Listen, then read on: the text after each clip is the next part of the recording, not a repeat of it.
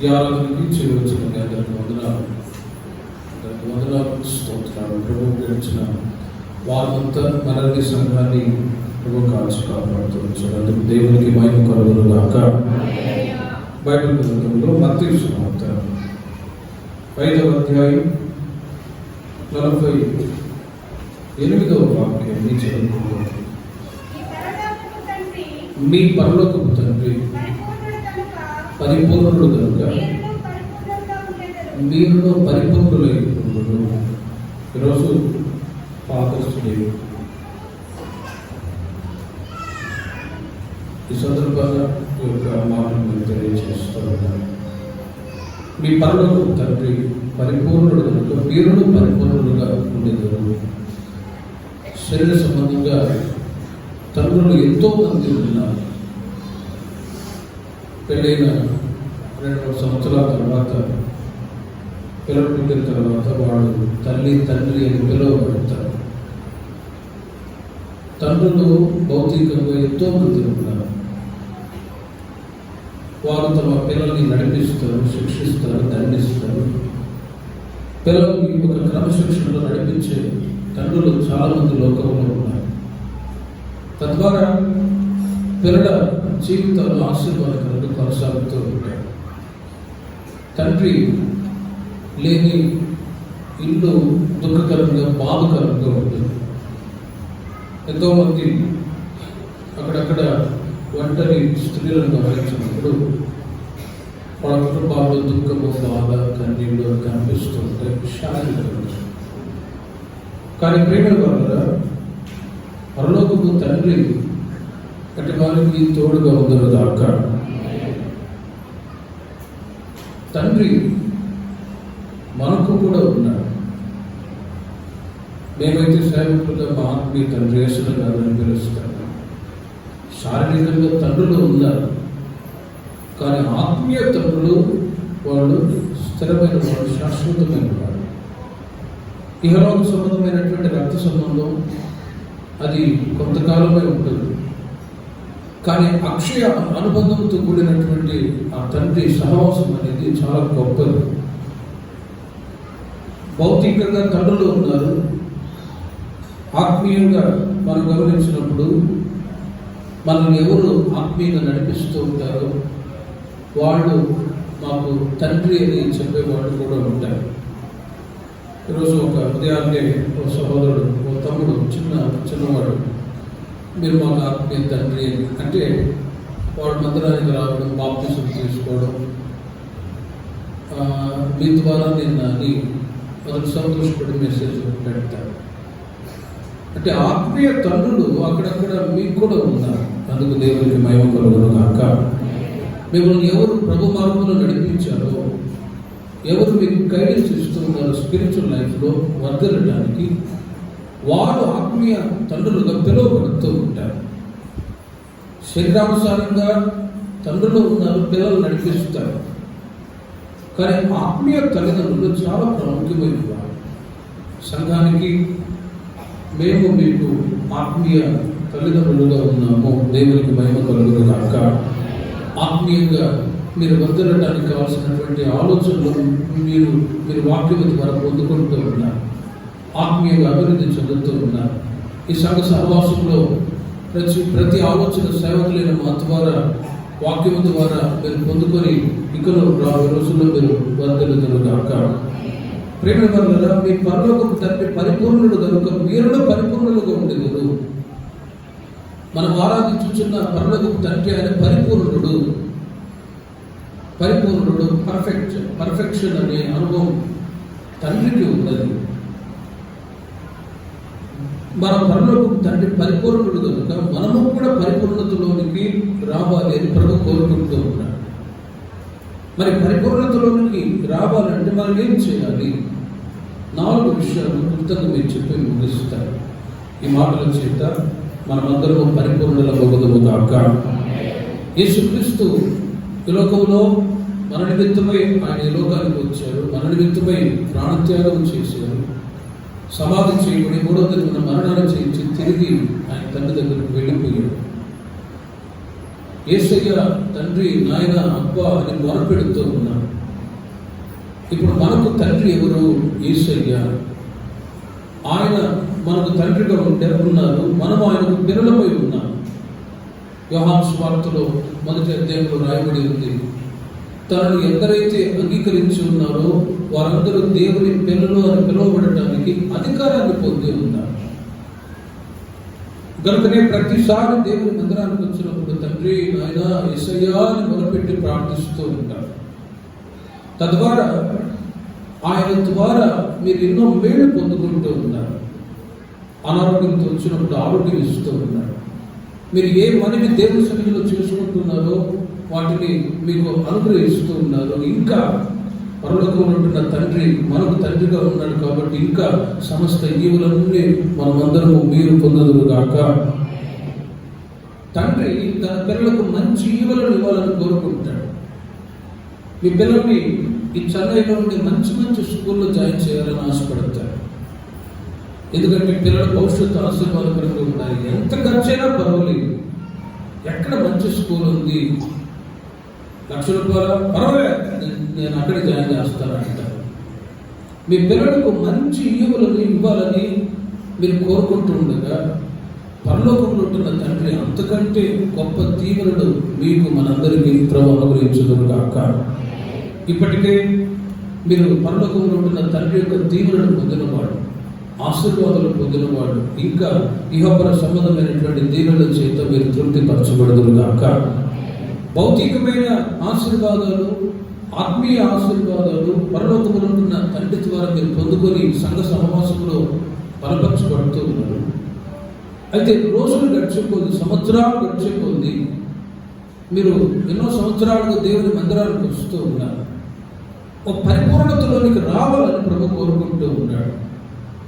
ఎప్పుడు సంఘం పరిపూర్ణతలోనికి వస్తుందంటే ఇలాగే మీరు ప్రతి వారం మందిరానికి రావడం, మీ ఆత్మీయ జీవితాన్ని, మీ భక్తి జీవితాన్ని కట్టుకుంటూ వర్ధిల్లడం, బైబిల్ చదివే అనుభవం, ప్రార్థించే అనుభవాలు, భక్తిగల అనుభవాలు మీరు కాపాడుకుంటూ మీ జీవితాన్ని, మీ సొంత రక్షణని మీరు కొనసాగించుకుంటూ ఉన్నప్పుడు ఒక రోజున యేసుక్రీస్తు ప్రత్యక్షం అవుతారు. ఆయన ప్రత్యక్షమైనప్పుడు ఎత్తబడే గుంపులో మనము ఉండాలి. ఎవరు ఆయన రాజ్యానికి ఎత్తబడతారంటే పరిపూర్ణపరచబడిన వాళ్ళే ఎత్తబడతారు. ఆ గుంపులో దేవుడు మనల్ని ఉంచారు. దేవునికి మహిమ కలుగునుగాక. హల్లెలూయా. సంఘాన్ని గురించి పరలోకంలో ఉంటున్న తండ్రి ఒక గొప్ప ఆలోచన కలిగి ఉన్నాడు. ఎఫెసీయులకు రాసిన పత్రిక 4వ అధ్యాయం 11వ వాక్యము నుండి మీరు గమనించండి. మనమందరం విశ్వాస విషయంలోనూ దేవుని కుమారుని వచ్చిన జ్ఞాన విషయంలోనూ ఏకత్వం పొంది సంపూర్ణ పురుషుల మగవారు అనగా క్రీస్తులకు కలిగిన సంపూర్ణతకు సమానమైన సంపూర్ణత గలవారు మగవారు. చూడండి, ఆయన ఇలాగ నియమించును అని అక్కడ పౌలు గారు తెలియజేస్తూ ఉన్నారు. సంఘ సమావేశానికి వచ్చిన మీరు ఏదో నామకార్థపు జీవితాన్ని చేయడానికి మీరు ఇక్కడికి రాలేదు. ఈ శ్రద్ధము కలిగిన సంఘంలో మీరందరూ మనమందరూ ఆత్మీయంగా అభివృద్ధి చెంది సంపూర్ణులు అవ్వాలి, పరిపూర్ణులు అవ్వాలి.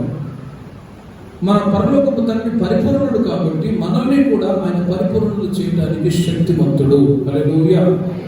ఇటు లోకము, మరొక వైపు దేవుడు అనే మార్గంలో కాకుండా ఒక్క మార్గంలో నడిచే అనుభవాన్ని దేవుడు మనకి ఇచ్చారు. ఈ మార్గంలోనే క్రీస్తుతో కూడా సహవాసం కలిగి దినదినము పరిపూర్ణతలోనికి రావాలి. ఈ పరిపూర్ణ పరచబడేటువంటి పరిచర్య ఈ సంఘ సహవాసంలో ఇవ్వబడింది. అందుకే పౌలు గారు తెలియజేస్తూ ఉన్నారు, పరిపూర్ణలు అవటానికి క్రీస్తు శరీరం క్షేమాభివృద్ధి చెందుటకు పంచని ధర్మము జరుగుటకు ఆయన కొందరిని అపోస్తులుగాను, 13వ వాక్యంలో చూడండి, కొందరిని ప్రవక్తలుగాను, కొందరిని అపోస్తులుగాను, కాపురులుగాను, ఉపదేశకులుగాను నియమించను. సంఘం పరిపూర్ణతలోనికి రావాలి అంటే, సంపూర్ణతలోనికి రావాలి అంటే ఈ సంఘ సహవాసంలో కొనసాగినప్పుడే మీరు పరిపూర్ణతలోనికి వస్తారు. అట్టి సంఘ సహవాసానికి ప్రభు మిమ్మల్ని తీసుకొచ్చాడు. దేవునికి మహిమ కలుగును గాక. మేము మిమ్మల్ని నమ్మని పిలవలేదు. ప్రభు మీకు మిమ్మల్ని పేరు పెట్టి ఇక్కడికి తీసుకొచ్చారు. పాత విశ్వాసులు ఉన్నారు, కొత్త విశ్వాసులు కూడా ఉన్నారు. మీరు పరిపూర్ణతలోనికి రావాలనే ఉద్దేశం చేతనే ఈ సహవాసానికి మీరు వస్తూ ఉన్నారు. ఎంతో మంది సేవకులు కూడా ఇక్కడ పరిచయం చేసి వెళ్ళారు. ఒక్కొక్క సేవకులు 2 సంవత్సరాలు, 3 సంవత్సరాలు, 5 సంవత్సరాలు వాళ్ళ ఆలోచనను బట్టి నడిపింపులో మీరు నడిపింపబడుతూ వచ్చారు. ఒక్కొక్కరి యొక్క సేవకుల ఆలోచన, దేవుని యొక్క మాటలు మీరు వింటూ ఉన్నారు.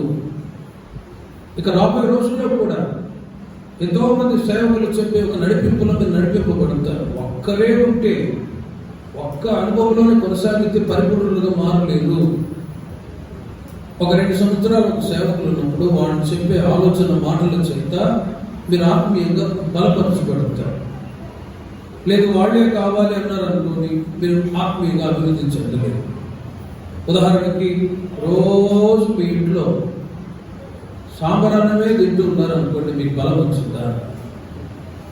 ఆ మధ్య ఒకడు 13 సంవత్సరాలు హాస్టల్లో ఉన్నాడంట, చెప్పులను పెట్టి. పాండవరోగం వచ్చినట్టుగా ముఖమంతా పేరకపోయి తెల్లగా నీరసంగా వచ్చాడు. ఏంద్రా ఇలా ఉన్నావు, ఏంట్రా బలహీనంగా ఉన్నావు అంటే, ఏం చేసిందన్నా? మా అమ్మ నాన్న నన్ను హాస్టల్లో జాయిన్ చేశారు. 13-14 సంవత్సరాలు హాస్టల్లోనే చదువుకున్నాను. హాస్టల్లో ఏం పెడతారండి? ఏదైనా బలమైన ఆహారం పెడతారా? లేదు కదా. 3 పూటలు సాంబారన్నం తిని పాడవరోగం వచ్చిందంట. శరీరానికి ఆహారం బలమైనదిగా ఉన్నప్పుడు బలంగా ఉంటుంది. మరి ఆత్మకు ఆహారం దేవుని వాక్యం. అది ఒక్కొక్క సేవకుల ద్వారా 2 సంవత్సరాలు మీరు ఉపదేశాన్ని మీరు వింటూ ఉండగా ఆత్మీయంగా మీరు పరిపూర్ణంగా మార్చబడతారు గాక.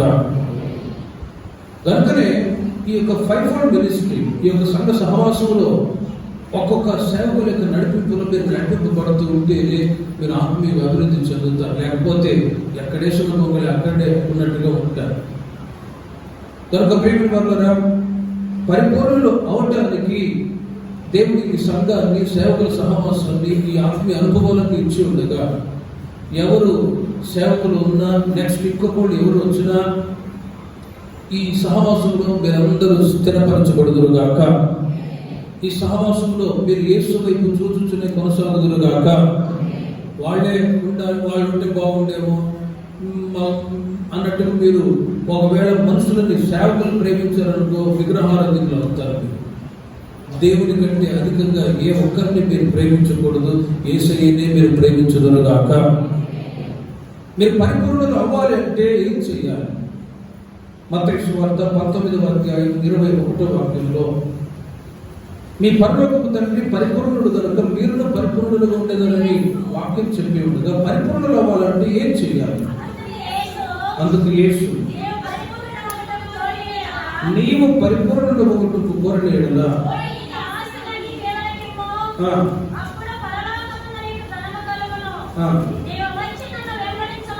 నీవు వచ్చి నన్ను వెంబడించుము అని తెలియజేశాడు.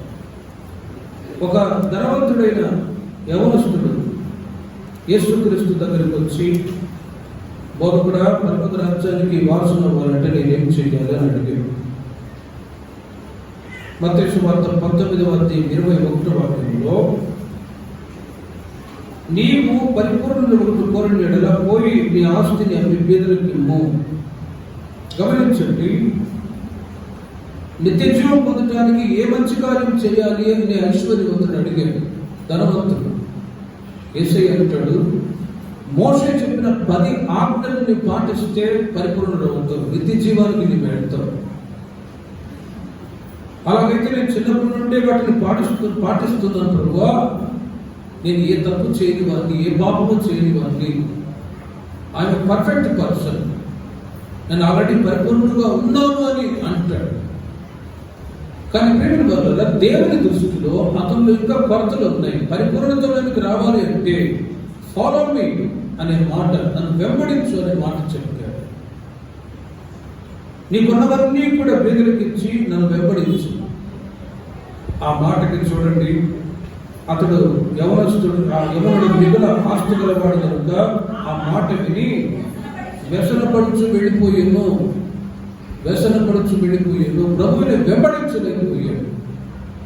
పరిపూర్ణతలోనికి రావాలి అంటే, భౌతికంగా మీకు చెప్పాలి అంటే, సంఘ సహవాసంలో ఒక 3 ఏళ్ళు 5 ఏళ్ళు సహవాసంలో ఉండి ఆత్మీయంగా అభివృద్ధి చెందుతూ సంఘంలో మంచి సాక్ష్యాన్ని కాపాడుకుంటూ సేవకుల సహవాసంలో ఉన్నప్పుడు యవనస్తులైన మగపిల్లలు అలానే సేవకు వస్తారంటే వాళ్ళ సేవకు తీసుకుంటారు.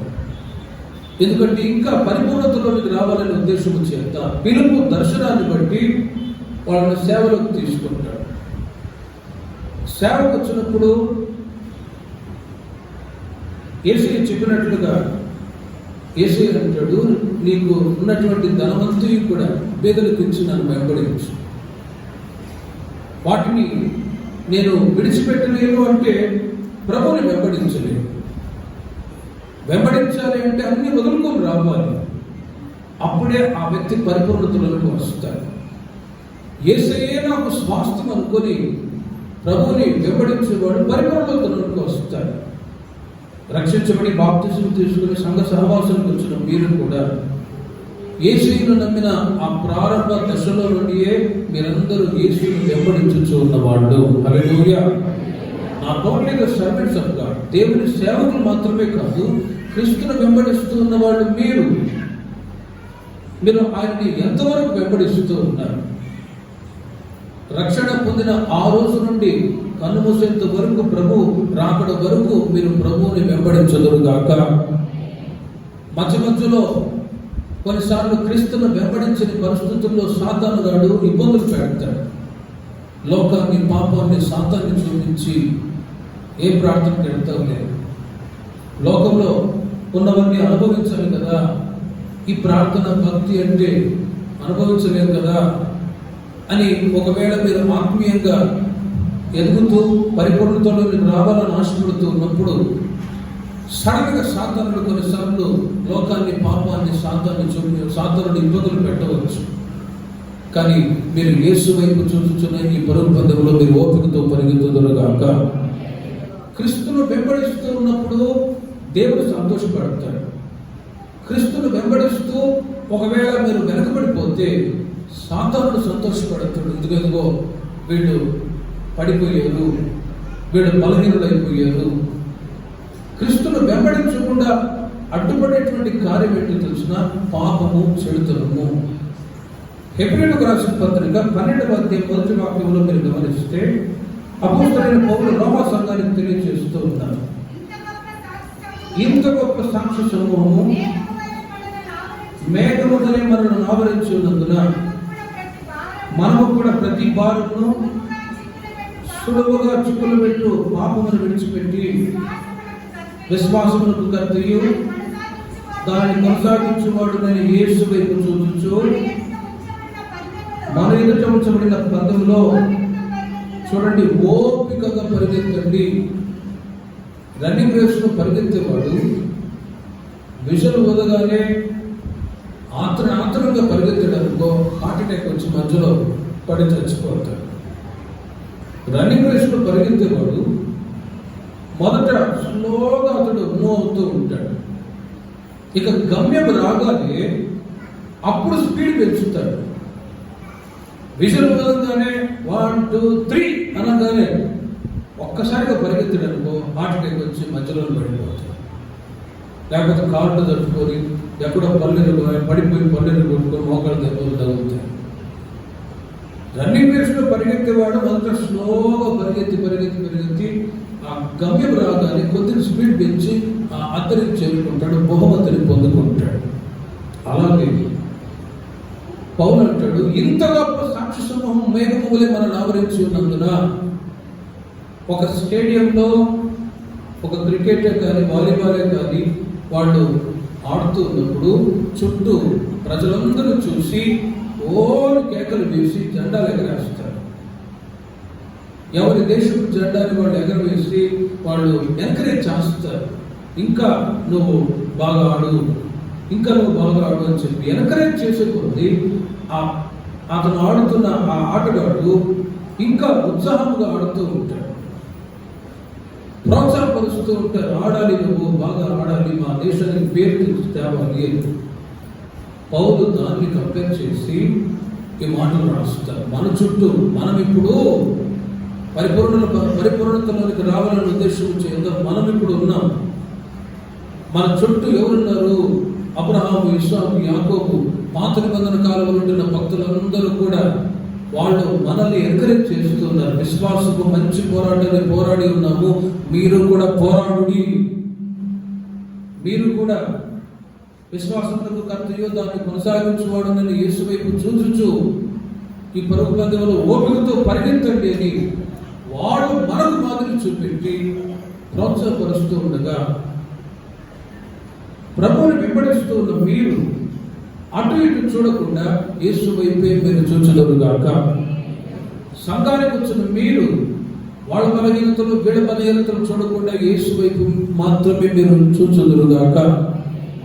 అటు ఇటు చూసారనుకో హత్య జరుగుతుంది. నిర్గమాకాండం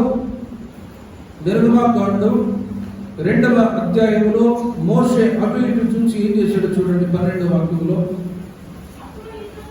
అతడు ఇటు అటు తిరిగి చూచి ఎవడూ లేకపోగా ఆ ఐగుప్తీయుని చంపి ఇసుకలో వాని కప్పి పెట్టును. అటు ఇటు చూస్తే హత్య జరుగుతుంది. ఒకవేళ ఎవరిని చంపకపోయినా ఆత్మీయ హత్య, స్పిరిచువల్ డెత్ అనేది కలుగుతుంది. కనుక రక్షించబడి బాప్తిస్మం తీసుకొని సంఘ సహవాసానికి వచ్చిన మీరు క్రీస్తును వెంబడిస్తూ పరిపూర్ణతలోనికి రావాలని కోరుకుంటున్న మీరు అటు ఇటు చూడకుండా ఎవరి వైపు చూడాలి? యేసు వైపు చూస్తూనే మీరు వెళ్ళాలి. హల్లెలూయా. అటు ఇటు చూస్తే మనుషులు కనబడతారు. మనుషులు కనబడితే వాళ్ళ బలహీనతలు కనబడతాయి. అప్పుడు మీరు క్రీస్తును వెంబడించలేరు. వాళ్ళు బలహీనులుగా ఉన్నారు కదా, వీళ్ళు బలహీనులుగా ఉన్నారు కదా, వీళ్ళు అలా చెడు కార్యాలు ఉన్నారు కదా, వీళ్ళు ఆ చెడు మార్గంలో నడుస్తున్నారు కదా అని మంచి వాళ్ళు కూడా చెడిపోయే పరిస్థితులు ఎదురవుతాయి. అందుకే మీరు యేసు వైపు మాత్రమే చూచుదురుగాక. నా మట్టుకైతే ఈ పరిచయకు వచ్చిన ఆ రోజు నుండి ఈ రోజు వరకు ఇక్కడ నిలబడ్డా ఎక్కడున్నా నేను నా యేసయ్య అనుభవంలోనే కొనసాగుతూ ఉంటారు. కాబట్టి ఏ విషయంలో కూడా టెన్షన్ తీసుకోకుండా హ్యాపీగా పరిచయంలో వెళ్ళిపోతూ ఉన్నాను. దేవునికి మహిమ కలుగును గాక. అటు ఇటు చూసేదనుకో నా పరిస్థితి అంతే. బై ఎక్స్పీరియన్స్తో ఈ మాట చెబుతూ ఉన్నాను. సంఘ సహవాసానికి వచ్చిన మీరు యేసు వైపు చూచుకొని పరుగు పందెంలో పరిగెత్తాలి. లేకపోతే అటు ఇటు చూస్తే పాపం, అటు ఇటు చూస్తే హత్య, లోక సంబంధమైన కార్యాలన్నీ కనబడతాయి. అప్పుడు క్రీస్తును వెంబడించలేని పరిస్థితుల్లో వెనకబడిపోతారు. వెనకబడిపోయిన వాళ్ళ గురించి పేతురు రాసిన పత్రికలు రాయబడి ఉంది. కుక్క తన వాతికి తిరిగినట్లును, కడుగబడిన పంది బురదలో దొరికినట్లును. పేతురు రాసిన 2వ పత్రిక 2వ అధ్యాయం 22వ వాక్యాన్ని చూడండి. కుక్క తన వాంతికి తిరిగినట్లును, కడుగబడిన పంది బురదలో దొరుకుటకు మడునట్టును. చూడండి, ఇది బ్యాక్ స్లైడింగ్ స్పిరిట్. ఎవరు ఆత్మీయ జీవితంలో వెనకబడిపోయి ఉంటారో వాళ్ళ గురించి వాళ్ళని కుక్క పందితో పోల్చారు. చూడండి, కుక్క ఫుల్గా బిర్యానీ తింటుంది. ఎక్కడైనా దొరికితే ఫుల్ బిర్యానీ తిని ఓవర్లోడ్ అయిపోయి మరలా కనిపిస్తుంది. అయ్యో బిర్యానీకి వచ్చే అని చెప్పి మరలా అదే తింటారు. ఎంత అసహ్యం చూడండి. పంది పిల్ల ఎంత బాగుందని దాన్ని శుభ్రం చేసి పౌడర్ కొట్టి డ్రెస్ కొట్టి పెట్టి దాన్ని ధరించి బెడ్ మీద పడుకోబెడితే అది ఇష్టపడిందా? ఎప్పుడెప్పుడు మురికి కాలువలో పడి అక్కడ డ్యాన్స్ చేద్దామా అని ఆలోచిస్తూ ఉంటుంది. అలాగే ఈ యొక్క వెనకబడిపోయిన వాళ్ళ గురించి ఇక్కడ కుక్క పందితో పోల్చి ఉండగా, అలాంటి పరిస్థితులు ఎక్కడ ఏ ఒక్కరికి రాకుండా మనమందరము క్రీస్తును వెంబడించదుముగాక. క్రీస్తును వెంబడించేటప్పుడు పాపం చిక్కులు పెట్టే పాపాలు ఎదురవుతూ ఉంటాయి. వాటన్నింటిలో నుంచి మీరు విడుదల పొంది మీ సొంత రక్షణను మీరు కొనసాగించుకుందరుగాక. అప్పుడే పరిపూర్ణతలోనికి దేవుని ప్రజలైన మీరు రాగలరు. హెబ్రీయులకు రాసిన పత్రిక 5వ అధ్యాయము 14వ వాక్యాన్ని మీరు చూడండి.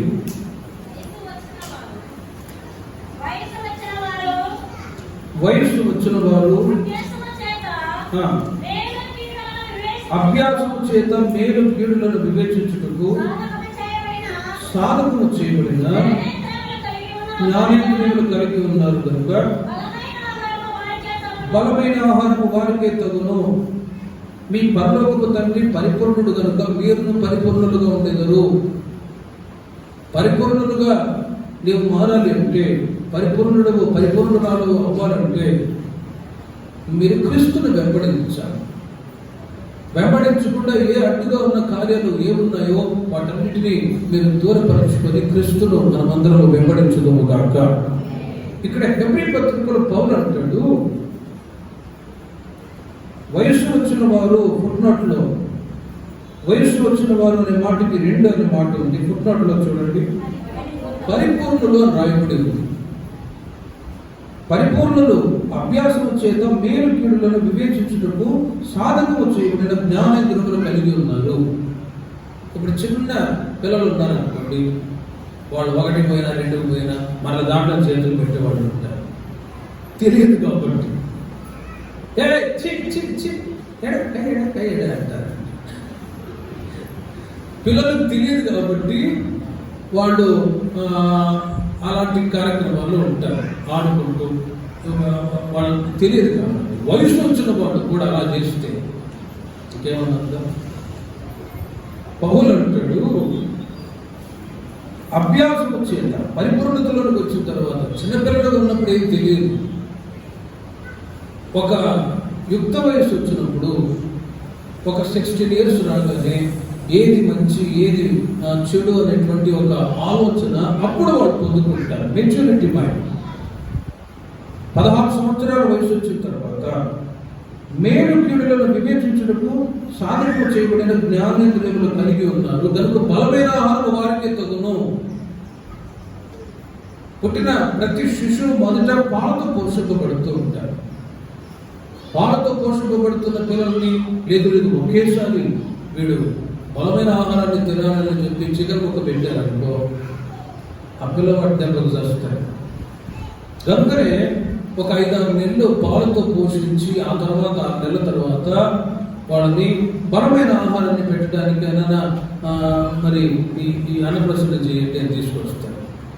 అప్పటి నుంచి వాళ్ళు బలమైన ఆహారాన్ని తిని బలపరచబడుతూ ఉంటారు. పౌలు సంఘానికి తెలియజేస్తూ ఉన్నారు. ఇదే మాట పేతురు తన పత్రికలో రాస్తారు. చూడండి, పేతురు రాసిన 1వ పత్రిక 2వ అధ్యాయం 1వ వాక్యము నుండి, ప్రభు దయాళుడని మీరు రుచి చూచిన ఎడల సమస్తమైన దుష్టత్వమును, సమస్తమైన కపటమును, వేషధారణను, అసూయను, సమస్త దూషణ మాటలను మాని క్రొత్తగా జన్మించిన శిశువులను పోలిన వారే నిర్మలమైన వాక్యమును పాల వలన రక్షణ విషయములు ఎదుగు నిమిత్తము ఆ పాలను అపేక్షించుడి. చూడండి, పుట్టినటువంటి పిల్లలు మొదట పాలతో పోషింపబడతారు. అయితే ఆత్మీయంగా ఇక్కడ రాయబడిన మాట ఏంటంటే, రక్షణ విషయంలో ఎదుగు నిమిత్తము ఆ పాలను అపేక్షించుడి. పాలు అంటే వర్డ్ ఆఫ్ గాడ్, దేవుని యొక్క వాక్యము. వాక్యముతో పోల్చబడింది పాలు. పాలు అంటే దేవుని యొక్క వాక్యం. ప్రారంభ దశలో మీరు మందిరానికి వచ్చినప్పుడు మీ యొక్క స్వభావాలు ఎలా ఉన్నాయో ఆలోచించారు. పౌలు అంటాడు, దుష్టత్వము, కపటము, వేషధారణ, అసూయ, దూషణ మాటలు ఇవి గతంలో ప్రారంభ దశలో ఉండేవి. అప్పుడు ఎలా మాట్లాడాలో తెలియదు, సేవకుల దగ్గర ఎలా మాట్లాడాలో తెలియదు, బూతులు కూడా మాట్లాడేవాళ్ళు ఉంటారు. అప్పుడు ప్రారంభ దశలో తెలియదు. కానీ రోజులు గడిచే కొద్దీ నేను నిజాంలో సేవ చేసినప్పుడు కూడా కొంతమంది విశ్వాసం మందిరానికి వచ్చేవాడు. వారానికి 2 వారాలకు ఒకసారి స్నానం చేసేవాడు. అంతే, వారానికి 2 వారాలకి స్నానం చేసేవాడు. నాతో ఉన్న ఇంకొక బ్రదర్ అంటాడు, కొత్త రకం సెంటు కొన్నారన్న వీళ్ళు కొన్ని పాసుకోరా, వాడు స్నానం చేయలేదు అందుకే కంపు, వాడికి కొత్త రకం సెంటు అనుకుంటాడు వాడు. ఆ తర్వాత మేము చెప్పాము, ఇలా ఉండాలి, మనం ఇలా శుభ్రంగా ఉండాలి అని వాక్యం ద్వారా కొన్ని విషయాలు తెలియజేసినప్పుడు ఇప్పుడు వాళ్ళు చక్కగా శుభ్రంగా స్నానం చేసుకొని ప్రతి వారం మందిరానికి వస్తారు. దేవునికి మహిమ కలుగును గాక.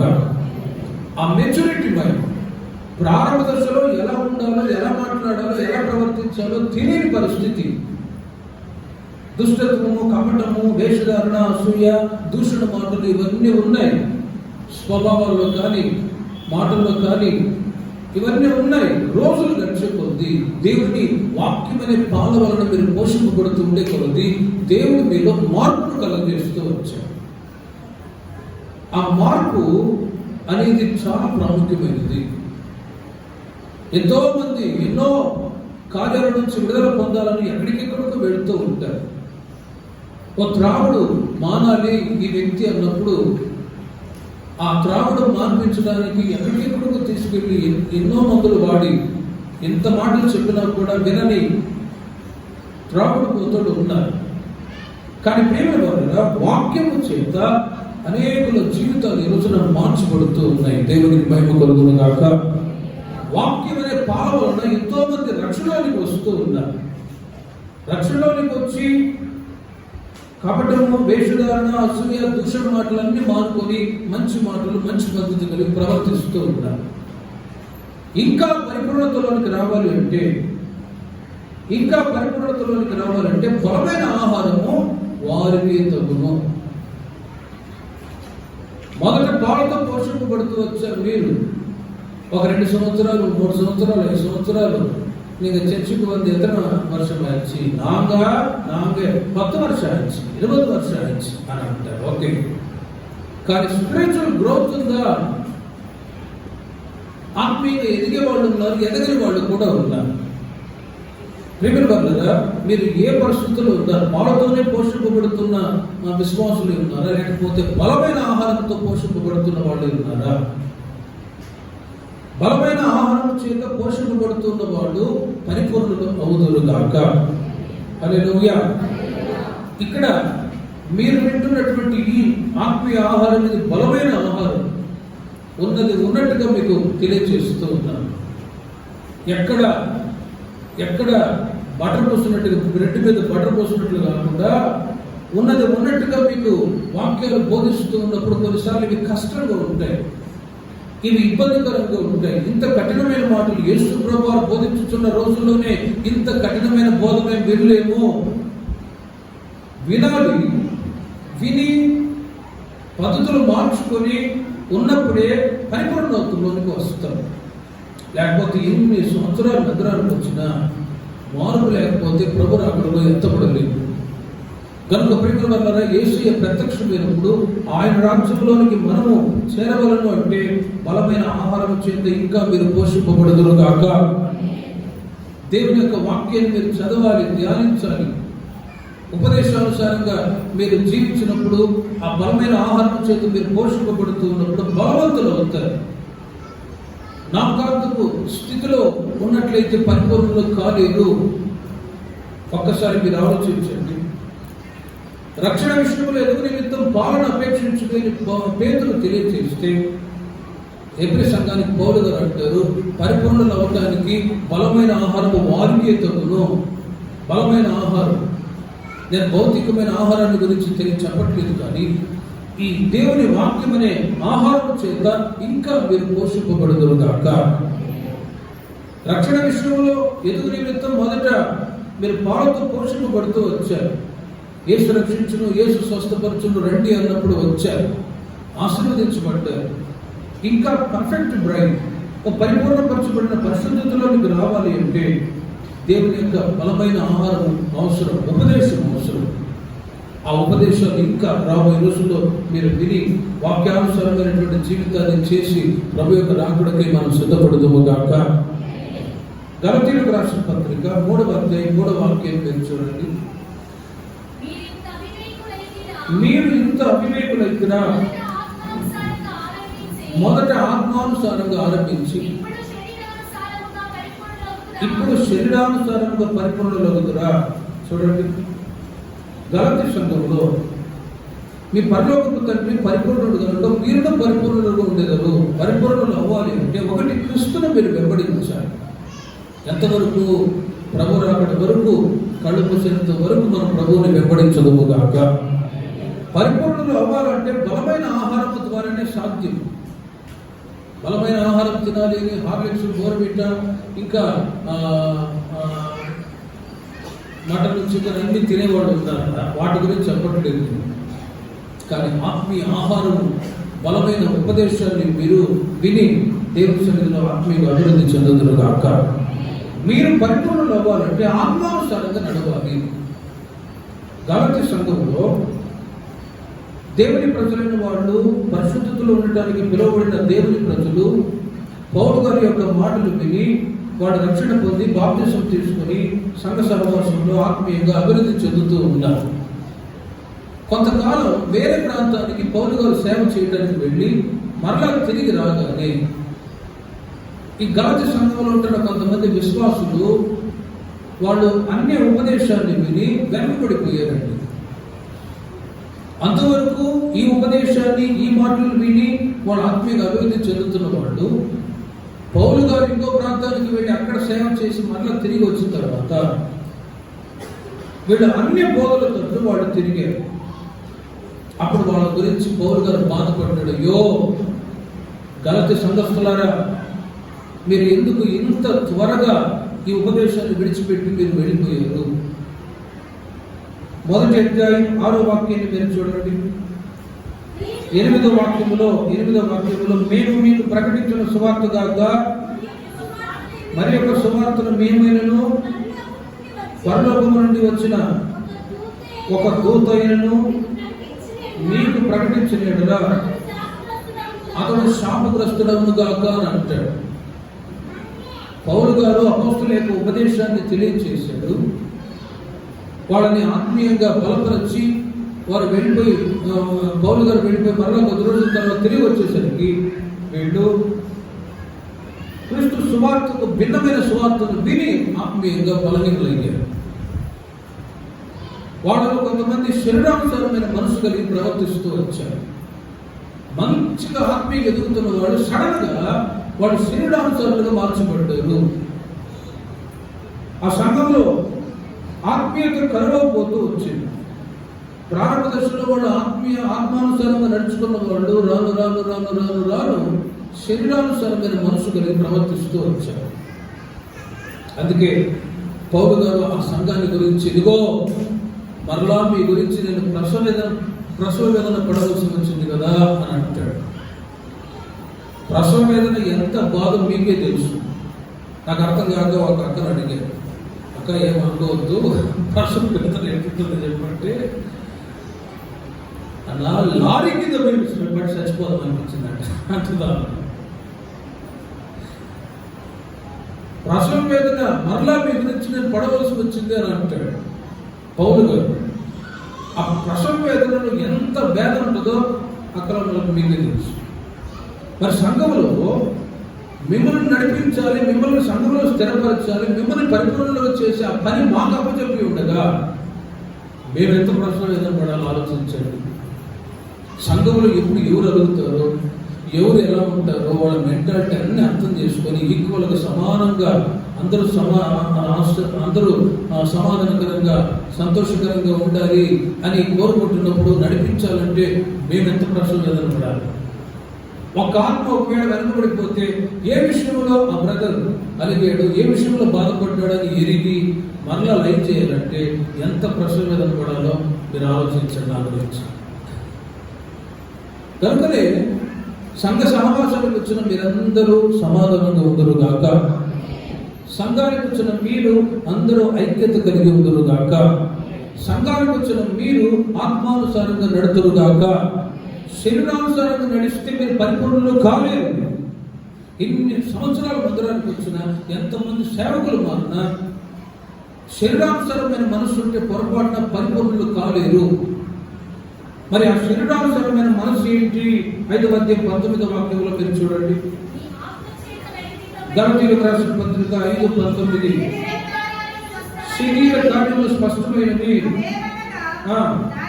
చూడండి, జారత్వము, అపవిత్రత, కాముకత్వము, విగ్రహారాధన, అభిచారము, ద్వేషములు, కలహములు, మత్సరములు, క్రోధములు, కక్షలు, భేదములు, విమతములు, అసూయలు, మత్తతలు, అల్లరితో కూడిన ఆటపాటలు మొదలైనవి.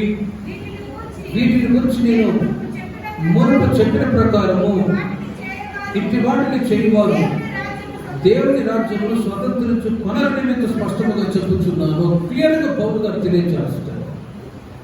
మీరు దేవుని రాజ్యానికి వారసులు అవ్వాలంటే, పరిపూర్ణతలోనికి రావాలి అంటే మీరు శరీర కార్యాలన్నీ విడిచిపెట్టాలి. వీటిలో ఏ కార్యం మీ వ్యక్తిగత జీవితాల్లో ఉందో వాటన్నిటినీ ఈ వాక్యము చేతి మీరు దూరపరచుకొని ఆత్మానుసారులుగా మీరు మారుదురుగాక. ఎక్కడ శరీరానుసారమైనటువంటి స్వభావాలు వీటిలో ఏమున్నాయో మీరు ఆలోచించుకోండి. కోపము, ద్వేషము, పగ, ఈర్ష పెద్ద పాపాలు ఉన్నాయి, చిన్న పాపాలు కూడా రాయబడ్డాయి. ఇట్టి వాటిని చేయవారు దేవుని రాజ్యంలో స్వతంత్రించుకున్న నేరులు. మీరు శరీరానుసారమైన మనసు కలిగిన వాళ్ళు ఉన్నారా, ఆత్మానుసారమైన మనసు కలిగిన వాళ్ళు ఉన్నారా? మీకు మీరే ఆలోచించుకోండి. ఆత్మానుసారమైన మనసు కలిగిన వాళ్ళ యొక్క స్వభావాలు ఎలా ఉంటాయి? 22వ వాక్యంలో చూడండి. అయితే ఆత్మఫలమేమనగా ప్రేమ, సంతోషము, సమాధానము, దీర్ఘశాంతము, దయాళుత్వము, మంచితనము, విశ్వాసము, సాత్వికము. చూడండి, ఇవి ఆశానిగ్రహము 9. హెబ్రీయులకు రాసిన పత్రిక 13వ అధ్యాయము 15వ వాక్యములో జిహ్వా ఫలము మొత్తం 10 రకములైనటువంటి ఆత్మ ఫలాలు కలిగి ఉంటారు. ఆత్మానుసారంగా నడిపించబడుతున్న దేవుని ప్రజలు మొత్తం 10 రకములైన ఆత్మ ఫలాలు. జిహ్వా ఫలం అర్పించుడి. ప్రేమిల వల్ల ఎన్నో సంవత్సరాలుగా దేవుని మందిరాలకు మీరు వస్తూ ఉన్నారు. పరిపూర్ణులు కావాలని ప్రభు కోరుకుంటూ ఉంటే, మన పరలోకపు తండ్రి పరిపూర్ణుడు, మనము కూడా పరిపూర్ణులు అవ్వాలని కోరుకుని సంఘానికి ప్రభు మిమ్మల్ని తీసుకొచ్చాడు. సేవకుల సహవాసం ఇచ్చాడు. శరీరానుసారమైన మనసును పూర్తిగా విడిచిపెట్టి ఆత్మానుసారమైన మనసు కలిగి మీరు నడుతురుగాక. శరీరానుసారమైన మనసు కలిగిన వాళ్ళు ఎలా ఉంటాయి? వాళ్ళ మాటలు కానీ, వాళ్ళ చూపులు కానీ, వాళ్ళ క్యారెక్టర్స్ కానీ అన్నీ కూడా ఫిజికల్ మైండ్తోనే ఉంటుంది. ఎవరైనా ఒక బ్రదర్ సిస్టర్ వెళ్తున్నారు, గదుగదుగదుగదుగో లవర్స్ పోయారంట అని అంటారు. ఇది ఏ మైండ్? ఇది ఫిజికల్ మైండ్, శరీరానుసారమైన మనస్సు. సరే కదా, వాళ్ళు బ్రదర్ సిస్టర్ అనుకోవచ్చు కదా. ఫిజికల్ మైండ్తో ఉండేవాళ్ళు, వాళ్ళు ఆలోచించే ఆలోచనలు ఎవ్రీథింగ్ ఫిజికల్ మైండ్తోనే ఉంటారు. మరి మీరు సంఘ సహవాసానికి వచ్చిన మీరు అలా కాకుండా ఆత్మానుసారమైన ఆలోచన కలిగి మీరు నడుతురుగాక. అప్పుడే పరిపూర్ణులు అవుతాం. మంచి ఒపీనియన్తో కుటుంబాల్లో కానీ, సంఘాల్లో కానీ, ఎక్కడ ఉన్నా కూడా తోటి వ్యక్తుల గురించి ఒక మంచి ఒపీనియన్ కలిగి ఉండడమే అది ఆత్మానుసారమైన మనస్సు. శరీరానుసారమైన మనస్సు ఎల్లప్పుడూ చెడ్డగానే ఆలోచిస్తూ ఉంటారు. రోమా సంఘానికి పౌలు గారు తెలియజేస్తారు, శరీరానుసారమైన మనస్సు మరణము. 8వ అధ్యాయం రోమీయులకు రాసిన పత్రిక 8వ అధ్యాయము. శరీరానుసారమైన మనస్సు మరణము, ఆత్మానుసారమైన మనస్సు జీవమును. చూడండి, మీరు ఏ మనసుతో ఉన్నారో మీరు ఆలోచించుకొని, ప్రభువా ఇది మొదలుకొని ఆత్మానుసారమైన మనసును దయచేయండి అని మీరు ప్రార్థన చేసుకున్నారనుకో, ఇది మొదలుకొని ఆత్మానుసారమైన మనసు నుంచి దేవుడు మిమ్మల్ని పరిపూర్ణులుగా చేయదురుగాక. ఒకవేళ శరీరానుసారమైన మనసు కలిగి ఉంటే నిత్య జీవాన్ని పొందలేరు అని బైబిల్ చెబుతుంది. యాకోబు రాసిన పత్రిక 2వ అధ్యాయము 21-22 వాక్యాలు చూడండి. మన పితరుడైన అబ్రహాము తన కుమారుడిని ఇస్సాకును బలిపీఠం మీద అర్పించినప్పుడు అతడు క్రియల వలన నీతిమంతుడని తీర్పు పొందలేదా?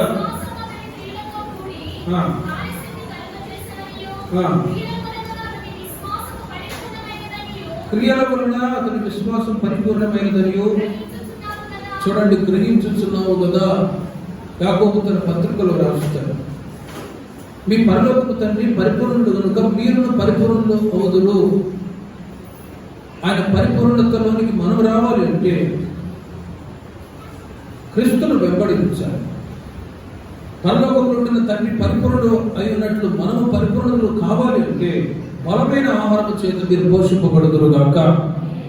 పరలోకంలో ఉంటున్న తండ్రి పరిపూర్ణుడు అయి ఉన్నట్లు మనం పరిపూర్ణతలోనికి రావాలంటే ఆత్మానుసారంగా నడవాలి. ఇక్కడ క్రియల ద్వారా పరిపూర్ణులు అవుదురు. క్రియల ద్వారా ఇన్ అవర్ క్యారెక్టర్స్, క్రియల ద్వారా. అబ్రహాముతో దేవుడు చెబుతూ ఉన్నాడు, నీ ఒక్క కుమారుడైన ఇస్సాకును తీసుకుని వెళ్ళి మోరియా పర్వతంలో ఒక పర్వతం మీద బలి అర్పించమని చెప్పాడు. ఆ మాట వినగానే అబ్రహాం ఆలోచించి ఉండవచ్చు, ఎందుకు ఇలా దేవుడు అడిగాడు. అయినా దేవుడు నాకు మేలే చేస్తాడు, కానీ దేవుడు చెప్పినట్లుగా చెయ్యాలి అని ఆయన క్రియారూపకంగా తన కుమారుని తీసుకుని వెళ్ళి కట్టెలు పెంచిన కట్టెల మీద తన కుమారుని పడుకోబెట్టి కత్తి తీసి వధించబోతూ ఉన్నాడు. క్రియారూపకంగా దేవుడు అనవసరంగా ఈ మాట చెప్పాడు, నేనెందుకు వినాలి, లేక లేక కుమారుడు పుట్టాడు, వీళ్ళెందుకు నేను బలి ఇవ్వాలి అని అనుకుని ఉండవచ్చు. ఒకవేళ అదే మాట శారాకి చెప్పి ఉంటే, నీకేమైనా మైండ్ పోయిందా, లేక లేక 2 సంవత్సరాలు కుమారుడు పుట్టాడు, మరలా వీటిని తీసుకెళ్ళి బలి అర్పిస్తావు నర్మై అని తిట్టేది అబ్రహాంని. కానీ అలా ఏమాత్రం ఎవరితో చెప్పకుండా దేవుడు చెప్పిన ప్రకారం క్రియారూపకంగా వెళ్ళి అక్కడ బలి అర్పించడానికి కత్తి తీసి వధించుకోగా దేవుడు ఒక నిత్య నిబంధన చేత కుమారుడైన ఇస్సాకును నీ వధించబోదని చెప్పి యెహోవా ఈరేగా ఉండి ఆ రోజు నుండి దేవుడు నడిపించెను. హల్లెలూయా. ప్రేమిన వర్తన క్రియారూపకంగా అతడు పరిపూర్ణుడు కాలేదా? క్రియలు లేని విశ్వాసం మృతమని బైబిల్ చెబుతూ ఉన్నాడు. పౌలు అంటాడు, యాకోబు తన పత్రికలు రాస్తాడు, ఎవరైనా ఆకలితో వచ్చారు, మా సాపాడు ఇప్పుడు ఫస్ట్ ఎడుతుంది మునాడి పో అదే పో అని అంటే వాడు ఎక్కడ పోతాడు, ఇంకొక ఇంటికి వెళ్తాడు, అమ్మా ఫస్ట్ ఎడుతుంది మా కొంచెం జరిగి కదా ఇద్దరు కొడుకు పో మునాడి పో, ఇంకొక ఇంటికి వెళ్తాడు, అమ్మా ఫస్ట్ ఎడుతుంది ఆకలి వేస్తుందని ఆ ఇంటికి వెళ్తే పో ముందుకెళ్ళి ఏదో గుత్తలో కూడా చేస్తాడు. అడుక్కునేవాడు గతి లేక అడుక్కుంటాడు. ప్రేమల వల్ల క్రియలు లేని విశ్వాసం. అందుకే యాకోబు అంటాడు, ఎవరైనా ఆకలితో ఉన్నప్పుడు ఆకలి వేస్తుంది అన్నం పెట్టండి అంటే అన్నం పెట్టి క్రియారూపకంగా మీ విశ్వాసాన్ని కనపరచండి. వస్త్రాలు లేవు, బా చలిగా చూపా నీకెందుకు వస్త్రాలు అని చెప్తే ఇప్పుడు రోజులో వస్త్రాలు లేని వాడు వస్త్రాలు ఇస్తే క్రియారూపకంగా అతన్ని మీరు ప్రేమించిన వాళ్ళు అవుతారు. అది క్రియలు లేని విశ్వాసం, వృద్ధము. నేను క్రిస్టియన్ని ఆయన బిలీవర్ అనుకుంటూ ఉన్నప్పుడు దానికి తగిన క్రియలు ప్రతి ఒక్కరిలో కనపడదు కాక, సంఘంలో నేను ఒక విశ్వాసిని అన్నప్పుడు క్రియారూపకమైనటువంటి కార్యాలు కనబడాలి. ఎందుకంటే ఈ క్రియల ద్వారానే ఒక రోజున మనము పరిపూర్ణులు అవుతాం.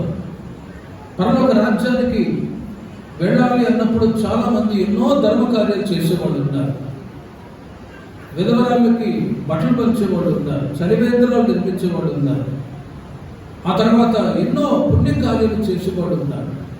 కానీ పుణ్యకార్యాల వలన ఒక వ్యక్తి పరలోక రాజ్యానికి వెళ్ళలేడు. ప్రతి ఒక్కరి వ్యక్తిగత జీవితంలో ఉంటున్న మంచి క్రియల వలననే పరిపూర్ణులు అవుతారు. 2 క్రోనికల్స్ దినవృత్తాంతముల 2వ గ్రంథం 19వ అధ్యాయం 2వ వాక్యంలో యెహోషాపాతు గురించి ఒక్క మాట చెప్పి నేను ముగిస్తాను. యెహోషాపాతు దినవృత్తాంతముల 2వ గ్రంథం 2 క్రోనికల్స్ చాప్టర్ 19 సెకండ్ వర్స్.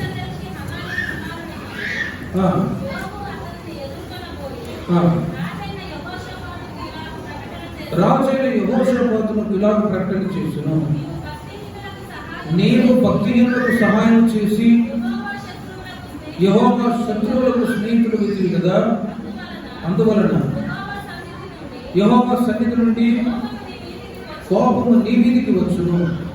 అయితే దేశంలో నుండి నీవు దేవతా స్తంభములను తీసివేసి దేవుని యొక్క విచారణ చేయుటకు నీవు మనసు నిలుపుకొని ఉన్నావు.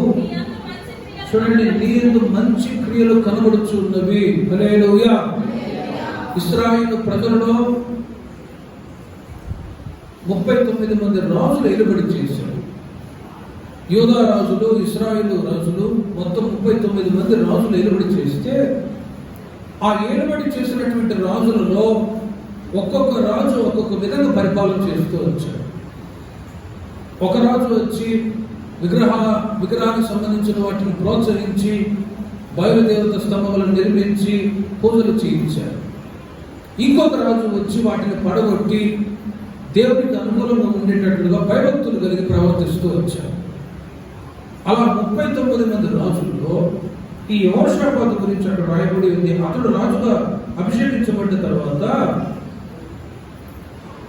ఏం చేశాడు? నీవు భక్తిహీనులకు సహాయం చేసి యెహోవా శత్రువులకు స్నేహితుడు వేతివి కదా, అందువలన యెహోవా సన్నిధుని కోపం నీ మీదికి వచ్చును. అయితే దేశంలో నుండి నీవు దేవతా స్తంభములను తీసివేసి 10 ఆజ్ఞల్లో మొట్టమొదట నేను తప్ప వేరొక దేవుడు ఉండకూడదు, ఈ ఆజ్ఞను నీవు పాటించావు. దేవతా స్తంభాలన్నీ తీసివేసి రెండవదిగా దేవుని యొక్క విచారణ చేయుటకు నీవు మనసు నిలుపుకొని ఉన్నావు. చూడండి, 2 క్యారెక్టర్స్. ఒకటి, దేవతా స్తంభములన్నీ పడగొట్టి యెహోవా యొక్క విచారణ చేయుటకు మనసు నిలుపుకున్నాడు. ఈ 2 విషయములలో నీ యందు మంచి క్రియలు కనబడుచున్నవని దేవుడు మెచ్చుకున్నాడు. ఒక్కసారి ఆలోచించండి. నీ యందు మంచి క్రియలు కనబడుచున్నవి. ఈ మాట ప్రతి ఒక్కరి జీవితాలలో నెరవేర్చబడును గాక. ఈ మాట మన గురించి, ఎవరి గురించి? మీ వ్యక్తిగత జీవితాల గురించి తెలియచేయబడాలి. నీ యందు మంచి క్రియలు కనబడుచున్నవి. మన యొక్క స్వభావాలను బట్టి, క్రియలను బట్టి పరలోక రాజ్యం ఉందా లేదా డిసైడ్ చేస్తాడు దేవుడు. అంతేకాని వెండి, బంగారు, పుణ్య కార్యాల వలన పొరపాటున దేవుని యొక్క రాజ్యం దొరకదు, పరిపూర్ణులు కాలేరు. బైబిల్ చెప్తుంది, వారి క్రియలు వారి వెంట వచ్చును. ప్రకటన గ్రంథం 14:13 మీరు తర్వాత చదువుకున్నాడు. ప్రకటన గ్రంథం 14:13 వారి క్రియలు వారి వెంట పోవును. ప్రేమిల వారలారా, ఈ లోకంలో ఉన్నంత వరకు మన మంచి క్రియల ద్వారా పరిపూర్ణతలోనికి వచ్చును గాక. మంచి క్రియలను బట్టే మీరు ఏ మనవి చేసినా కూడా దేవుడు మీ మనవి ఆలకించును గాక. హృదయంలో ముసిపట్టు పెట్టుకొని ప్రభువా ఆశీర్వదించయ్యా, దించయ్యా అంటే దిగడు. పార్టీ పో అంటాడు దేవుడికి. ఇలా క్యారెక్టర్స్, స్వభావాలను బట్టే, మంచి క్రియలను బట్టే మనము చేతులెత్తి ప్రార్థించినప్పుడు మన ప్రార్థనకు వెనువెంటనే దేవుడు జవాబు అనుగ్రహించగలరు కాక. ఒక్కసారి ఆలోచించండి. ప్రభు రాకడ సమీపించింది. ఎన్నో సంవత్సరాలుగా మీరు దేవుని మందిరానికి వస్తూ ఉన్నారు. పరిపూర్ణతలోనికి రావాలి. ఒక పర్ఫెక్ట్ బ్రైడ్ యేసయ్య పెళ్లి కుమారుడికి రాబోతున్నాడు. పెళ్లి కుమార్తె సంఘముగా మనం ఆయన ఎదుర్కోవాలి అంటే రిబ్కా గురించి రాయబడి ఉంది. రిబ్కా ఆమె కన్యక ఒక పర్ఫెక్షన్ లోనికి రావాలి అంటే ఎవరి క్రియలను వాళ్ళు పరిశుద్ధంగా కాల్చుకుందరు కాక. క్రియలు లేని విశ్వాసం మృతం. యెహోషాపాతు క్రియలు మంచిగా ఉన్నాయి. ఒక వ్యక్తి చనిపోయినప్పుడు ఆ వ్యక్తి యొక్క క్రియలను బట్టే పరలోక రాజ్యాన్ని డిసైడ్ చేస్తారు. ఒకసారి వాళ్ళ లెక్చరర్ నా దగ్గరకు వచ్చి అడిగాడు, యేసు ప్రభు అంటేనే తెలియదు, మరి వాళ్ళు చచ్చిపోతే ఎక్కడికి వెళ్తారు బ్రదర్ అని అంటాడు. యేసు ప్రభు అంటేనే తెలియదు, నమ్మిన వారికి రక్షణ, నమ్మని వారికి శిక్ష. మరి యేసు ప్రభు అంటేనే తెలియని గ్రామాల ప్రజలు ఎంతో మంది ఉన్నారు, వాళ్ళు చచ్చిపోతే ఎక్కడికి వెళ్తారు? ఒకే మాట అన్న, వారి క్రియలను బట్టి వాళ్ళకి దేవుడు సిద్ధపరుస్తాడు. వాళ్ళు చెప్పారండి అని అంటాడు. వాళ్ళు నన్ను పరిశీలిస్తున్నాడు, బైబిల్ నాలెడ్జ్ ఉందా లేదా. వారి క్రియలను బట్టి క్రియలు డిసైడ్ చేస్తాయి. వెండి, బంగారు అనే క్షయమైన వస్తువుల చేత మనం రక్షించబడలేదండి. క్రీస్తు రక్తము చేత మన పాపాలు క్షమించబడ్డాయి. హల్లెలూయా. ఆ మధ్య ఓ తండ్రికి అనగనగా ఒక బాబు ఉంటాడు. బాబు పుట్టేసరికి అమ్మోయుడు బాగున్నాడు, చాలా అందంగా ఉన్నాడు అని మగపిల్లడు అంటే ఎవరికైనా ఇష్టం కదా. ఆడపిల్ల పుట్టిందనుకో అసలు చూడ్డానికి కూడా రాని పురుషులు ఉన్నారు. మగపిల్లడు పుట్టేసరికి అబ్బాయి పెట్టాడు అని చెప్పి వాడికి బంగారం అని పేరు పెట్టారంట. మరలా ఒక 2-3 సంవత్సరాల తర్వాత ఇంకో బాబు పుట్టాడు. అబ్బా జాక్పాట్ పెట్టాను అని చెప్పి సంతోషపడి బాబు పుడితే వాడికి వెండి అని పేరు పెట్టాడు. బంగారం వెండి అని పిలుచుకొని ముద్దాడుతూ ఉంటాడు. ఒక 3 సంవత్సరాల తర్వాత ఇంకొక బాబు పుట్టాడు. వాడు నల్లగా కాగిలాగున్నాడండి. కాళ్ళు చేతులన్నీ ఒకరికి తిరిగిపోయి ఇలా అంటాడు పుట్టాడని చెప్పి ఇక వాడు ఏం చేయలేని పరిస్థితుల్లో అలాగే ఉంచారు. ఈ వెండి బంగారాన్ని మాత్రం బాగా పెంచి పెద్ద చేసి మంచిగా చదివించి పెద్దవాళ్ళైన తర్వాత ఈయన మాత్రం పట్టించుకోవట్లేదు. మొదటి వాడికేమో బంగారం, రెండో వాడికేమో వెండి, మూడో వాడికేమో పాపం అని పేరు పెట్టాడు. బాగులేడని తండ్రి ఇక మరణావస్థలో పడుకున్న సమయంలో ఇక దాహం వేస్తుంది. రే బంగారం ఎక్కడున్నారా రారా, దాహం వేస్తుంది, నోట్లో నీళ్ళను పోయిరా, దాహం వేస్తున్నారా, ఇదిగో నీళ్ళు అని చెప్పేసి నీళ్ళు ఇచ్చాను. ఒరే నేను ఇక బ్రతకనురా, చచ్చిపోబోతున్నాను, దయచేసి నా చివరి కోరిక నెరవేర్చురా అన్నాడు. ఏంటి నాన్న నీ చివరి కోరిక చెప్పు. నా కోరిక ఏంటంటే నేను బాగా చూసుకున్నానురా, నువ్వు నా బంగారం కదా, నేను ఇప్పుడు చనిపోయి కళ్ళు కోసం సమాధిలో పెట్టబడతాను. నా కోరిక ఏంటంటే నువ్వు ఇప్పుడే చచ్చిపోయి నా ప్రక్కనే సమాధి చేయబడాలి అన్నాడు. అంతే. అమ్మో నీకో దండం నాయన, ఈ పని మాత్రం నేను చేయలేదని చెప్పి అడ్రస్ లేకుండా ఒరే వెండి రారా అని చెప్పి వాడిని పిలిచాడు. వాడు అడవుడికి వచ్చాడు. ఏమైనా ఇస్తాడేమో అని. ఒరే వెండి నువ్వంటే చాలా ఇష్టం రా, నిన్ను కూడా బాగా చూసుకున్నాను కదా, ఇప్పుడు నా చివరి కోరిక నువ్వన్నా నెరవేర్చురా. ఏంటన్నా వాడు నెరవేర్చకపోయినా నేను నెరవేరుస్తాను అని అడిగాడు. ఇదే మాట చెప్పాడు, నేను చచ్చిపోతాను, నువ్వు కూడా ఇప్పుడే నాతో పాటు చచ్చిపోయి నా ప్రక్కనే సమాధి చేయడానికి ఇదే నా చివరి కోరిక. అయ్యి బాబాయ్ నీకు దండం ఆయన అని చెప్పేసి వాడు కూడా కోరిపోయాడు. చూడండి, ఈ ఇద్దరు చెప్పిన మాటలన్నీ వింటూ ఉన్నాడు ఈ పాపం అనే అబ్బాయి కిటికీ ఉన్నాడు. వాడిని పిలవట్ల, అయినా కూడా వాడు వచ్చి నానా మీరు మాట్లాడుకుంటున్న మాటలన్నీ నేను విన్నాను, వాళ్ళిద్దరూ ఆ మాట నెరవేర్చకపోయినా నేను నీతో పాటు వస్తాను నాన్న అంటాడు. నువ్వా పాపం, నువ్వు అసలు రాకూడదురా, నువ్వు పుట్టినప్పుడే నిన్ను ద్వేషించాను. అయినా కూడా వాడు అంటాడు, నేను బాగులేకపోయినా, అందహీనంగా ఉన్నా, నీచంగా ఉన్నా నీవు నన్ను ప్రేమించావు కదా, కనుక నేను నీతో పాటు వస్తాను, నీ ప్రక్కనే సమాధి చేయబడతాను. తండ్రి అంటాడు, ఉత్తరానికి దండం అంటాడు. ఈయన వద్దన్నా వాడు వస్తానన్నా మొత్తానికి ఇద్దరు వచ్చారు. ఇద్దరు సమాధులు పక్కన సమాధి చేయబడతారు. ఈ మాట ద్వారా మీకేం అర్థమైంది? వెండి బంగారు అనే క్షయమైన వస్తువుల చేత మనము రక్షించబడలేము. వెండి బంగారు క్షయమైన వస్తువులు మనల్ని పరలోక రాజ్యానికి తీసుకుని వెళ్ళలేరదు. పాపం పట్టుకుంటూ ఉంది, వారి క్రియలు వారి వెంట వస్తాయి. కానీ దేవుని ప్రజలైన మనము మంచి క్రియలు కలిగి దేవుడిచ్చే నిత్య రాజ్యాన్ని స్వతంత్రించుకుందాముగాక. పాపాన్ని పోషిస్తూ ఉంటారు. కొంతమంది యేసుదాస్ అని పేరు పెట్టుకుని ఉంటారు, బీడీలు తాగుతూనే ఉంటారు. అప్పుడు పేరు మార్చారు, యేసుదాస్ అని చేసి బీడీదాస్ అని పెట్టారు. ఈ మాట ఒకసారి ఒక ఉపవాస ప్రార్థన చెప్తా ఉంటే వెనక ఒక ఆయన ఉన్నాడు, యేసుదాస్ అని. ప్రార్థన అయిపోయిన తర్వాత నా దగ్గరకు వచ్చాడు. ఆయన తాగి మత్తులో ఉన్నాడు. నాన్న ఈయన పేరు కూడా యేసుదాస్ అన్నా అని నాకు పోయి విషయం కొడతాడు. నిదానంగా వచ్చి అన్న మీ మాటలన్నీ విన్నాను, ఎంత మారాలనుకున్నా కూడా ఈ త్రావుడు నుండి మారలేకపోతున్నాను, నా కొరకు ప్రార్థన చేయండి. మంచి మనసుతో ప్రార్థన చేసుకొని వెళ్ళి తర్వాత మంచి విశ్వాసంగా మారాడండి. దేవునికి మహిమ కలుగునుగాక. చూడండి, ఆ క్రియలను మార్చుకున్నాడు by the word of God, దేవుని వాక్యము చేత. కనుక సంవత్సరాలు జరిగే కొద్ది వారాలు గడిచే కొద్ది, మాసములు గడిచే కొద్ది క్రియల్లో మార్పు రావాలి. అందుకే క్రీస్తు యేసునకు కలిగిన ఈ మనస్సు మీరును ధరించుకున్నది అని పౌలు గారు ఎన్నో మాటలు తెలియజేస్తున్నారు సంఘానికి. అదే మాటలు మీతో చెప్తూ ఉన్నాను. మనమందరము పరిపూర్ణులుగా మారి ప్రభు యొక్క ముఖ దర్శనాన్ని చూచదుముగాక. ప్రార్థన చేసుకుంటాం. విన్న వాక్యాన్ని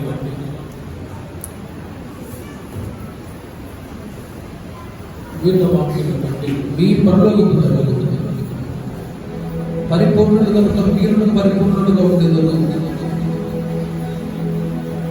విన్న వాక్యాన్ని బట్టి 5 నిమిషాలు అందరూ ప్రార్థన చేసుకుంటారు. పరిపూర్ణులు అవ్వాలి అంటే క్రీస్తును వెంబడించాలి. అందరూ 5 నిమిషాలు మనసారా అటు ఇటు తిరగబడతారు. దేవుని సన్నిధిలో పరలోకపు తండ్రి యొక్క దీవెనను పొందడానికి వచ్చారు. పరిపూర్ణలో ఉండడానికి దేవుడు మిమ్మల్ని ఇక్కడికి తీసుకుని వచ్చాడు. మేము మిమ్మల్ని గెలవలేదు. యేసయ్యే మీ పేరు పెట్టి మిమ్మల్ని ఇక్కడికి తీసుకుని వచ్చాడు. నామకార్థపు జీవితాన్ని జీవించడానికి కాదు సుమి, ఆత్మతో సత్యముతో ఆరాధిస్తున్న సంఘ సర్వస్తులు పరిపూర్ణతలోనికి రావాలనే ఉద్దేశం చేత దేవుని ఇక్కడికి తీసుకొని వచ్చాడు. నీవు ఎవరి వైపు చూస్తూ ఉన్నావు? ఎంతో మంది సేవకులు వాక్యాలు బోధింపబడుతూనే ఉన్నాయి. నీకు చూడవలసింది యేసు వైపు మాత్రమే. ఒక్కసారి యేసు ముఖాన్ని మీరు చూడండి. నేను మనసుతో నేను నా యేసయ్య అనే అనుభవంలోకి రండి. ఆయన తప్పు చూసేవారు వెలుగును పొందుకుంటారు. ఆయన వెలుగు ఆయన వైపు చూడండి. ప్రభువాన్ని పరుగు పండుగలో మీ వైపు చూసి ఓపికతో పరిగెత్త మనసు నేర్చుకున్నాడు. అటు ఇటు చూసిన మోసే హత్య చేశాడు. అటు ఇటు చూసినప్పుడు పాపంలో పడే పరిస్థితులు వస్తాయి. ప్రభువా, నేను పరిపూర్ణతలోకి రావాలి. మీరు పరిపూర్ణులు కాబట్టి నేను పరిపూర్ణతలోకి రావాలి. నా చివరి శ్వాస వరకు నేను వెంబడిస్తాను. ధనవంతుడు తెలుసు నీకున్నవన్నీ కూడా మీరు నుంచి నన్ను వెంబడించు. నీవు పరిపూర్ణంగా ఉంటున్న కోరిని ఎడగాలి. ప్రార్థన చేసుకున్న ప్రభువా, నేను పరిపూర్ణతను రావాలి. మొదలు నేను నిన్ను వెంబడించేటట్టుగా చేసి నా పిల్లలు మిమ్మల్ని వెంబడించేటట్టుగా చేసినందుకే మీకు స్తోత్రం ఇస్తున్నాను. ఎంతో మంది లోకాన్ని వెంబడిస్తూ ఉన్నారు, పాపాన్ని వెంబడిస్తూ ఉన్నారు, సాతాన్ని వెంబడిస్తూ ఉన్నారు. నీవైతే పేరు పెట్టి నిలవబడి ఈ సంఘ సహవాసంలో క్రీస్తును వెంబడిస్తూ ఉన్నారు. ఆయన వాకింగ్ విత్ జీసస్ అని క్రీస్తుతో కూడా వచ్చి అన్ని తెలిసినట్టుగా ప్రభువు స్తుతించారు. ప్రభా, చివరి శ్వాస వరకు మీరు అక్కడి వరకు నేను నా పిల్లలు నా కుటుంబం మిమ్మల్ని వెంబడించాలి. మనుషులను వెంబడించే వారు ఉండకూడదు. వాళ్ళ వెనక చూసి వాళ్ళ మాదిరి అనుసరించి వారు ఉండకూడదు. అయ్యా, మిమ్మల్ని మీరు వెంబడించాలి. తద్వారా పరిపూర్ణులు అవ్వాలి. పరిపూర్ణులు అవ్వాలంటే బలమైన ఆహారం వల్లనే సాధ్యం. రక్షణ పొందిన ప్రారంభ దశలో మీరు పాలతో పోషింపబడుతూ వచ్చారు. మీరు ప్రభు నమ్ముకున్న ఆ తొలి దినాలను మీరు జ్ఞాపకం చేసుకోవచ్చు. ప్రభు నమ్ముకొని భక్తులు ఎన్నో స్వభావాలు మార్పలేదు రాలేదు. కానీ వాక్యం చేత దేవుడు మిమ్మల్ని పోషించి బలపరుస్తూ వాక్యం చేత స్వభావాలు మారే వేషధారణ కావటం ఇంకా దుష్టక్రియలన్నీ మారి ఉండగా ఇదిగో ఈ రోజుల్లో సంపూర్ణ అవ్వటానికి బలమైన ఆహారం చేత దేవుడిని పోషిస్తూ ఉన్నాడు. ప్రార్థన చేసుకుంటున్నా. ఇంకా నేను ఆత్మీయ అభివృద్ధి చెందాలి. మీ వాక్యం చేత నా జీవితాన్ని ఇంకా కట్టుకోవాలి. నా పిల్లలు మీ మందిరావరణంలో పచ్చని ఒలివ మొక్కల వల్ల ఎదుగునట్లు సహాయం కలిగించండి. దావీదు తనని గురించి తాను సాక్ష్యం చెప్పుకుంటూ ఉన్నాడు. నేనైతే దేవుని మందిరంలో పచ్చని ఒలివ చెట్టు ఉన్నాను. మీ గురించి మీరు ఏం సాక్ష్యం చెప్పుకుంటూ ఉన్నారు సంఘంలో? దావీదైతే నేనైతే దేవుని మందిరంలో పచ్చని ఒలివ చెట్టునే ఉన్నాను. ప్రార్థన చేసుకుంటున్నాను. సంఘంలో ఒక మంచి సాక్ష్యాన్ని కలిగి జీవించినట్టు బలమైన ఆహారం చెందిన పోషింపబడాలి. పరిపూర్ణతలోనికి రావాలి. సహాయం చేయాలి. పరిపూర్ణలో అంటే ఆత్మానుసారంగా నడవాలి. నీ యొక్క మాటలో, నీ చూపులో, నీ ప్రవర్తన ఎలా ఉందో ఆలోచించాలి. ఎవరికి వాడాలి? వాడు మంచివాడు కాదు, వీడు మంచివాడు కాదు అని విమర్శించి మాట్లాడలేదు. నన్ను మీరు సర్చ్ చేయమని చెప్తున్నాను. నన్ను మీరు సర్చ్ చేయండి. మాటలు, ప్రవర్తన, చూపు, ఆత్మానుసారమైన మనసు చెందిన శరీరానుసారమైన మనసు మరణం, ఆత్మానుసారమైన మనసులో దయచేయమని ప్రేమ, సంతోషం, సమాధానం, సాత్విక, దయాలతో చిన్వాపము దయచేయమని ఆత్మానుసారంగా జీవించడానికి క్రియల ద్వారా పరిపాలన అవుతారు. మీ క్రియలు మీ వెళ్ళే వస్తాయి. మీరు సంపాదించుకునే డబ్బు, ఆస్తి, వెండి, బంగారు ఏమి మీ వెళ్ళారు. మీ సహోదరి సహోదరులు మీ క్రియలు ఎలా ఉన్నాయి? ఎవరికి వాళ్ళు ఆలోచించారు. ప్రభుత్వ రోజున మనం నిలవబోతాము. యెహోషాపాతు గురించి నీ క్రియలు మంచివి ఇచ్చినట్టు ఉన్నాయి. మనం కూడా ప్రార్థన చేసుకుంటారు. ఆ క్రియలు మంచిగా వెండి, బంగారు, క్షయ వస్తువుల చేత పంచగ్రహించాలి. ఎవరి పాపమైన పట్టుకుంటూ మన క్రియలు చేత నక్షత్రాలు చేతి వాసుడు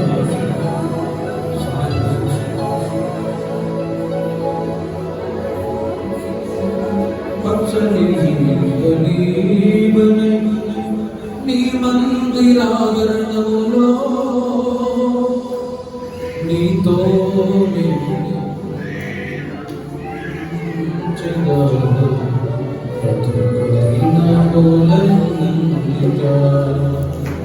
పచ్చని నీ మందిరావరణములో పచ్చని